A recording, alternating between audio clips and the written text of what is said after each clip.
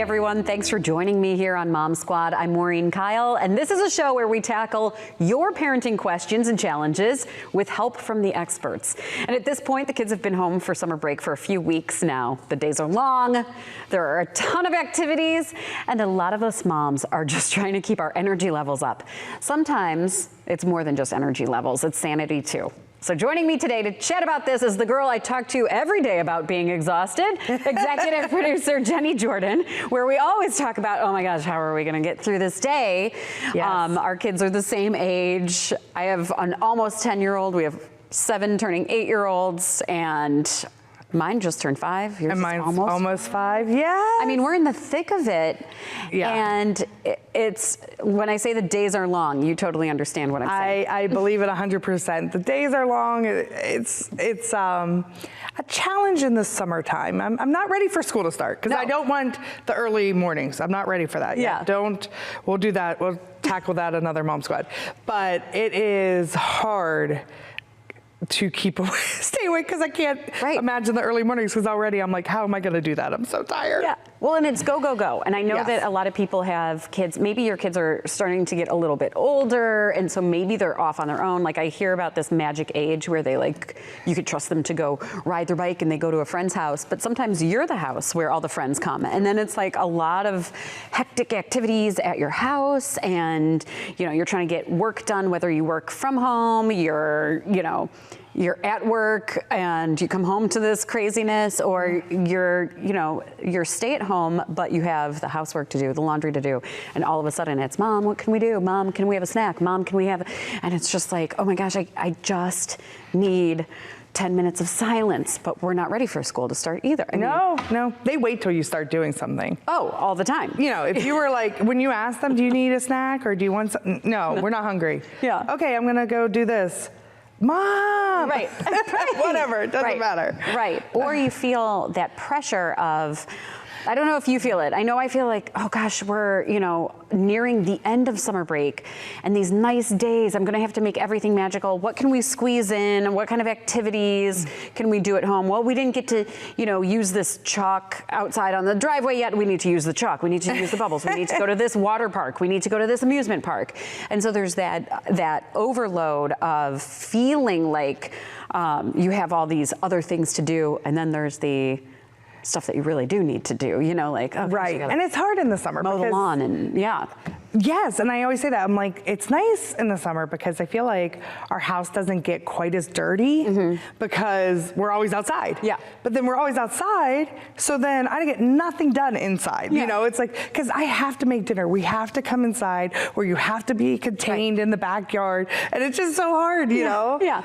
Are you feeling your anxiety levels rising as we're talking about all of this? Because even as I'm thinking, gosh, you're okay, I got to do this and I got to do this as I'm even talking, which of course puts us on edge. Yes. And Jenny, you found this video and it was like, oh, I feel it. This is what we've been going through. So we want to show you a viral video that is striking a chord with moms everywhere. I screamed at my kids this morning. Not just a little scream, like a big full-on screaming right back in their faces. It's just been one of those days ever since they woke up this morning. Everything has been a fight. Everything has been a struggle. They've been fighting with each other. They've been screaming at me. My 4-year-old told me she hated me because I couldn't untear her page that she asked me to tear. Had asked me to guess what the hardest part of having kids was before I actually had kids, I probably would have guessed, like, I don't know, lack of freedom or lack of sleep or something like that. Wrong. It is the pure exhaustion that comes from emotionally regulating 24/7 a day. The patience and the strength that it takes to watch these humans combust in front of you and stay cool so that they can regulate and take in all of their emotions for them. Oh my God. Morning, I just lost it. I just screamed at my kids and I saw in their little eyes when all of a sudden it flicked. They were scared. of me. And I sat them both down and I apologized, explained that you guys know how sometimes you guys get really upset. Well, mommy was just really upset and couldn't control her emotions anymore. Whatever reason, probably because no one vlogs it, because no one else wants to watch it. I feel like I'm the only one who has mornings like this with my kid. Even though logically I know that's not true, I can't see into other people's homes, right? All I see are people out in public or cute little vlogs making pancakes in the morning, like, and I feel like I'm this evil monster on a hill yelling at her tiny little kid. And I know I apologize, and that's what counts, is to show them how you can make a mistake and apologize, but being a mom is like the biggest mind. Wanted to share to remind you that even if you are a wonderful mom or a wonderful dad, you are also a human first, and we're going to make mistakes. And if you are having a morning like mine, I hope you and I can both turn the day around and have a better day with our kids. So that video had over 6,000 comments, with a lot of parents relating to Anna and exactly how she feels. So some of the comments I just want to go through, some of them were like, I have so many moments like this and I feel so bad. You are not alone. Thank you for sharing. I had a rough morning with my toddler and have felt horrible all day because of it. And Jenny, you text this to me on a day, I think it was the day after I lost it. I lost it, like one of the worst, like losing it moments on my kids, yelling, because I said, hey, clean your room before we go. You're cleaning your room. Before we go have a magical day, you got to clean your room, clean your room, clean your room. And I walked in and it was the worst I've ever seen it. And it just, you know, like you're exhausted, the mental overload, the energy that isn't quite there to make it through. I was like, get in your closet, clean your closet. And then I was talking to one of my other friends and I'm like, I yelled at them so bad today and I don't feel guilty about it yet. Right. Like, I'm still not there. I will feel guilty about it later, but I am still so mad. And I'm sure it's because of the exhaustion and just, you know, like being at the end of my rope on things. Right. And it's the emotional toll of it. Yeah. You know, it's like, are they not listening to me? Yeah. Are they being defiant? Like, you know, and I texted you that when I was on vacation. Yeah. And I was supposed to be vacation mom, Miss Fun Mom. Yeah. And, you know, and I was like really trying, I want to make these magical memories with our kids. And I did. And it was amazing. I don't want to say that because I don't want to. But there are moments on vacation that aren't that much fun. No. And that you do kind of lose it because you're in a different space, you're in a different place, and they have to listen. Yeah. That's where I'm like, kids, like you cannot go a mile into the ocean, you know? Right. Like there are real dangers. Like the reason I'm telling you guys this is because I'm having anxiety. I'm getting scared for you. I want you to be safe, you know? Yeah. And so it's that I felt that to my core. Yeah. I sent it to you. It's the very reason we started this whole thing. It's Right. like we're in it together. Like, yes, it's really, really hard. And I think she said it in there. I don't think people talk about it enough, the emotional toll that it takes on you know, that you're like, you're holding all their emotions and that sometimes you just, you get emotional too, you know? Right. We talk a lot about kids' meltdowns. Not enough about the mom meltdowns. There are ways that you can help control just your overall well-being and health. We're going to talk about that in a minute. So we're going to get to you in a second. But in those moments, Jenny, I'm going to ask you, what do you do to get the kids, like you're losing it? Have you ever found a way or a method to like, and instead of losing it, you redirect them in any way, or you redirect the whole situation? Yeah, you know, I think of Daniel Tiger. If you're feeling mad and you want to roar, take a deep breath. Count to 4. I hope that's not copyrighted, Daniel Tiger, right? So, early on, that was my conversation to my kids, like, you guys need to do that. And so sometimes I think, okay, I have to show them that I'm gonna do that. And sometimes they respond to that and I'm like, hey guys, I'm getting really upset right now. I'm gonna take a minute because you guys aren't listening.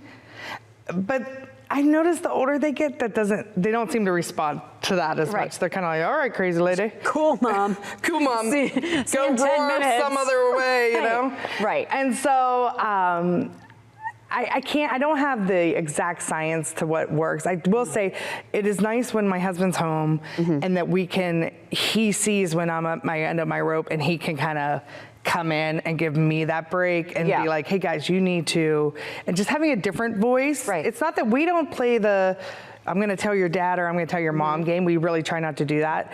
Not saying we've never done it, but we try not to.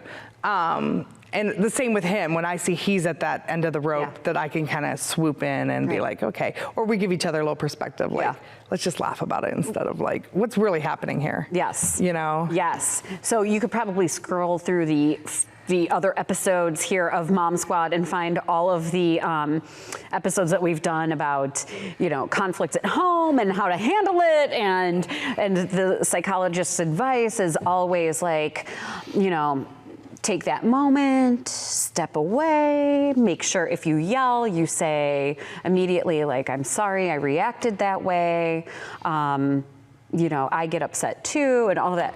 But in that moment, I mean, I'm like, I have said, and I know your mom has said this to you, like every mother says you guys wait until I yell at you. You wait until I scream. You wait until I get mad. And it's that. So I don't think I have a magic formula, but I do try to find the humor. I mean, like when I'm really losing it, there's a point of no return.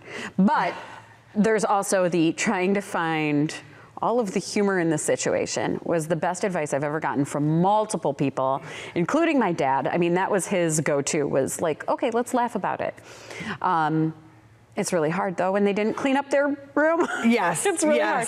But then, okay, so the kids, it's giving them a little grace. When you were a kid, this is what I tried to think about the other day. When I was a kid, was my room clean? Was my closet organized? No. Right. No, my mom will come on the show and tell you all about it. But to be able to have the mental health and the emotional health of in that moment going, okay, I got to give my kids a little grace and let me guide them into how to be a more organized child. You need to be at the top of your game. Like you need to be extremely healthy and centered and all of that, which is difficult. Yes. It's really difficult. Yeah, Take it from two people who work basically like overnight, middle of the night shifts. I have learned over the years what works for me in keeping my energy levels up and what doesn't work for me, where I'm making my pitfalls and where I delve into a bad space and where I make it worse and where I can make it better. Have you? Oh, yes. Yeah, and I think it's just like kids. Like I always say, like if my daughter's having a sleepover, which is probably a whole nother Mom Squad. Yeah.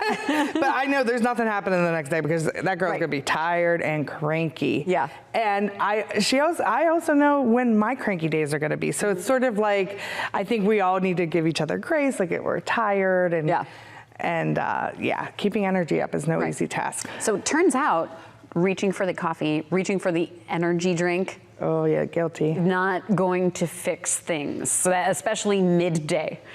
But what really keeps our mood, our energy in line? We talked to Dr. Neha Vejas with the Cleveland Clinic about how to do it the right way. Do you get the question a lot of people wondering why their energy levels are so low? Yes, I do. Yeah. It's a very, very common question throughout the seasons, but most notably during the summertime when the kids are home and your schedule's all messed up. Yeah. Why is it the summertime? What is it about? Is it the heat? Is it the being off schedule? Is it a little bit of everything? I think it's a combination of a lot of things. Most of the time we don't have a schedule in the summer because, our children are at home if we have young children, or the days are longer, and so we try to take advantage of that. Perhaps we're out later than we normally are. So yes, it's a combination of things, and our sleep is usually messed up during that time as well. And I feel like, especially with the sun being out later, some weeks we have sunrise or sunset way after 9:30.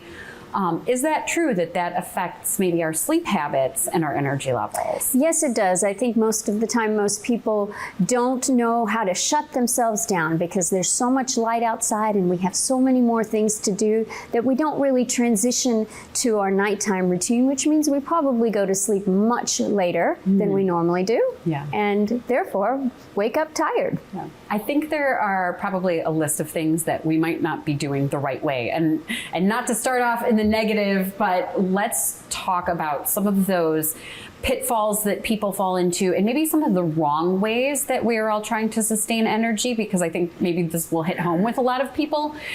Is there a top 3 of ways that we are going about sustaining energy in the wrong way? The wrong way, yes. Well, caffeine is a big one. I know that most of us chug the coffee or the energy drinks a little bit more than we probably should. And, you know, a small amount of caffeine in moderation and certainly before the noontime hour generally helps improve performance and alertness. But after that, it becomes a bit of a crutch and actually may interfere with your sleep at night.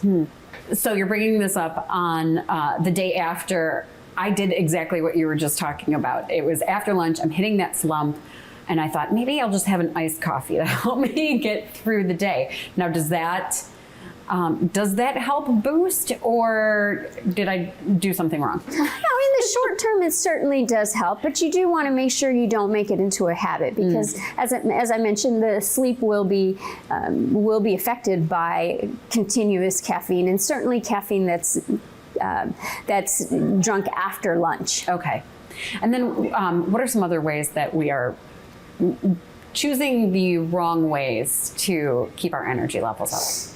Well, certainly sleep is another thing. When we burn the midnight oil, when we stay up late, or when we use sleeping products, they may in turn make us groggy the next day and may actually zap our energy instead of helping us stay awake. It's interesting you bring that up because I think this is a constant debate of taking even, I don't know if I want to name brands, but there are sleep aids that people can take, or I have friends who constantly use melatonin to try and wind down and sleep.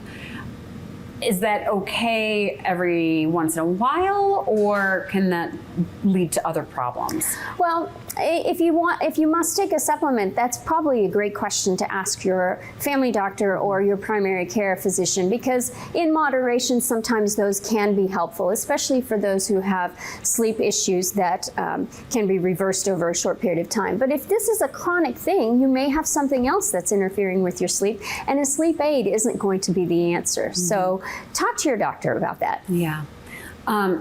With kids too, there's kids melatonin. And sometimes kids have trouble falling asleep, especially in these summer months where they're up late. Maybe they're swimming until the pool closes. Should we be also talking about kids taking melatonin? Are there any pitfalls that you know about there? Well, that's certainly a great question to ask your pediatrician, and certainly there are some children who need melatonin for the long term. But by and large, there may be some things that we can do in our children's activities and day-to-day lives that can help them fall asleep better. Yeah. For instance, we can try to cut down on their activities about 2 hours before bedtime, because we don't want them wired so much that they have a hard time falling asleep. Yeah. This is a perfect time then to talk about the right things to do and the right ways to go about it. So let's talk about sleep, because it does kind of get off schedule like we've been talking about. So what should we be keeping in mind when it comes to getting the rest that we need? That's a great question. The most important thing is to establish a consistent bedtime routine. And I'm not just talking about children, I'm talking about adults too.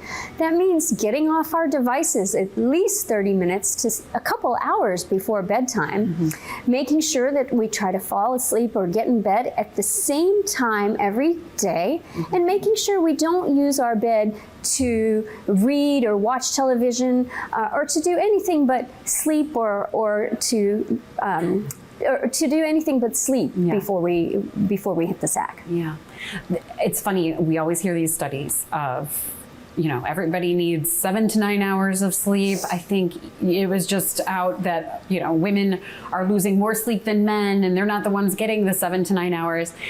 And then I know at least when I was sitting around with my coworkers, we all laugh thinking, oh, I'd love to get 7 to 9 hours. That's impossible. For those people who maybe they work different schedules, maybe there are some other issues that maybe they can only squeeze in those maybe 6 to 7, 6 to 8 hours of sleep. Is that sustainable, or what do we do if that's our life and our reality? That's a wonderful question. And certainly the majority of people need between 6 to 9 hours of sleep, but that can be variable. And certainly for our persons who work different shifts, that can be somewhat problematic when they switch back and forth. Mm-hmm. So that's a great question to talk to your doctor to see if there is something that can help, or maybe at some point in time, if you need to shift schedules, do so for big chunks of time. So have the same schedule for a month and then switch to another schedule rather than alternating your shifts throughout the week. Oh, that's interesting. Another question that I've always had, because again, we hear studies of exercise versus nap. And I've heard, choose sleep over exercise. But then I've also seen studies saying if you want to keep your energy levels up, go for a walk or go for a run or exercise when you're feeling that slump. Yes. So which one is the right way to go? Yes, and that's why it's such a hot topic, because the jury is still out on whether exercise or napping is the best way to go about that 3 o'clock slump. Mm-hmm. Certainly, I recommend trying exercise, because for the majority of us, exercise does tend to help perk us up. But if it all comes down to it and you just can't keep your eyes open, then a quick nap, less than 20 minutes or so, usually does the trick. But make sure that you don't sleep for more than an hour or so. That was what I was going to ask, because I feel like people will say, well, I need to catch up on sleep, so I'll sleep for an hour or 2 during the day. But a power nap, that's the sweet spot. That's what we should be aiming for. A power nap is perfect, yes. Okay. Screen time, TV. That's another thing that I know as the kids maybe they've had a really busy morning, or maybe we've had a really busy morning. A lot of people will turn to a break time, meaning like streaming a show or watching TV or maybe spending time on the computer. Can that affect our energy in a negative way? In the long term, perhaps, although the jury is still out, certainly switching from the main activity that you're doing to something else can help improve your attention and concentration. So if you do need a little bit of a mental break, then a few minutes of television probably isn't a bad thing. But don't let that drag on into an hour-long break, because that's really going to mess up your day. We don't let Netflix scroll to the next episode then. Okay. Food. Now this is a big one. I feel like in the summer too, there's the foods that we always joke around, ice cream for dinner or something, where it's just, I feel like summer foods are more fun. But when it comes to eating, we all know that goes into our energy levels and how we can sustain. What are the best foods that we should be eating when it comes to making sure that we have sustained energy throughout the day? Yes, I agree. Summer foods are a lot more fun, but we probably need to pay attention to the composition of foods, especially around the noontime hour, because that's probably going to either make or break that slump that we feel in the late afternoon. So a meal that has a little more protein, a little more complex carbohydrates and fruits and vegetables is probably better for us and will help improve our concentration than one that has simple carbohydrates like breads or starches. So that's something to pay attention to. And resist the temptation to eat off your children's plates, because it's general, a smaller meal may be more beneficial than a big, heavy meal at lunch. And certainly don't hit the alcohol at lunch, because you're going to feel it later on in the afternoon. That leads me to my next question. Hydrating well. Does that affect our energy level, and how much should we be drinking in terms of water during the day? It most certainly does, and it's really important to maintain our hydration, especially in the summer months when we may be out and about, or we may be losing more through perspiration and through our metabolic activities than in other months. So important to know to keep up with your hydration. Water is certainly the best. and it's important to drink enough so that your urine ends up a nice pale yellow color. What about vitamins and supplements? Are there any that are good? Are there any that are bad when it comes to keeping our energy up? By and large, if we have a good diet, then there's really no need for supplementation. That being said, if you have an underlying medical condition, then certainly talk to your doctor about whether supplements are right for you. So thank you to Dr. Vejas for all of that information. I mean, a lot of it is sort of like that, I know I shouldn't be drinking coffee in the afternoon. I should be eating a lot healthier. I should only be getting a 20-minute nap. But it's a great reminder. And it's something, like I said, we have worked odd shifts our whole career. And I know about myself that if I'm eating junk food, there's three things that will actually not even just zap my energy and make me a super cranky mom and super edgy, but then throw me into like migraine status is the eating junk food, not enough water, not enough sleep. That if I can keep those three things at the top of my game, I know that I'm going to be able to make it through the day and maybe not lose it. But like that, I wonder if the sugar, like the sugar crashes, that makes you crankier, all that stuff does play into your mental and overall well-being. Right, for sure. And I know for me, it's like, what's the energy zap too is those cell phones. I'm on my phone and I like scroll.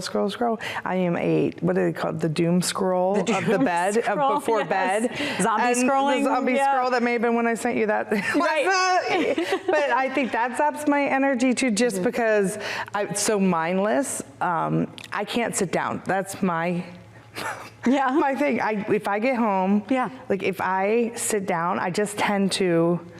This is after work, right? Like you get home and you see the kids, and I give them a snuggle and stuff first, But if I like stay seated for long, then I'm like done for the day. Like but if I'm up and moving and like. It's just so much better. Yeah. So much better. Which is sort of why we even started this, because I feel like then, you just got to find that, like, what if you do need a nap? Like, when you go to sit down, like, are you pushing yourself too much? And like, should you be sitting down and resting, or should you be pushing through the day? We joke that we have our Jesse Spano moments of, I'm so excited and I'm like doing unhealthy things to keep my energy going. Right. And so I think it's also like reading what you need. But I'm the same. Right. I mean, I get it, because I'm the same way, where on a Friday night after a long week of work, my husband jokes because I will sit down and it's 7:30 or like whatever, or if I start to watch my guilty pleasure Dateline, and never watch the end because I am passed out by the end of it, and it's just sort of like that crash. Right. But I guess it's, it's finding that balance too. Right. No, it's finding what works for you. I think everyone's different. Some people, like you said, your three things, like, right? Like eating right, water, sleep. Some people are like, I have to get my workout in. Yeah. I have to, do this. I do find too, like for me, I also need like a little social time. Like I need our daily chats. Yeah. That does help me though, because there'll be days I'm like driving into work and I'm thinking, I'm not going to make it. Today's the day. I am going to be asleep at my desk. And as soon as I get here, I'm social and I'm chatting, and it just boosts the energy, I'll never have as much energy as my 4-year-old. No. I wish I did. I could bottle it up. If we could sell it, we'd be billionaires. Yeah. But. Well, look, school's starting soon. So we're going to get our nap times in if we really need it. And then we're going to be missing them, being at home and having the freedom of summer. That's right. There's always a pro and a con. Yeah. But hopefully this was great information for you to help keep your energy levels up. Do you have your own secrets to keeping your energy levels in check, or sanity in general? We want to hear from you. You can join us on Mom Squad with Maureen Kyle Facebook page. Leave your comments. We also want to know if you have an issue or a question for an expert. Then we will take that question to the expert and get you the information that you need. So Jenny, thanks again for joining me. Thank you. Thanks for the viral video too, to make me feel like, okay, I'm not alone in this. Yes, keep those videos coming. I want to hear other people. This is why we're in it. We're all in it together. Exactly. All right, well, thanks for joining us. We'll see you right back here next time on Mom Squad.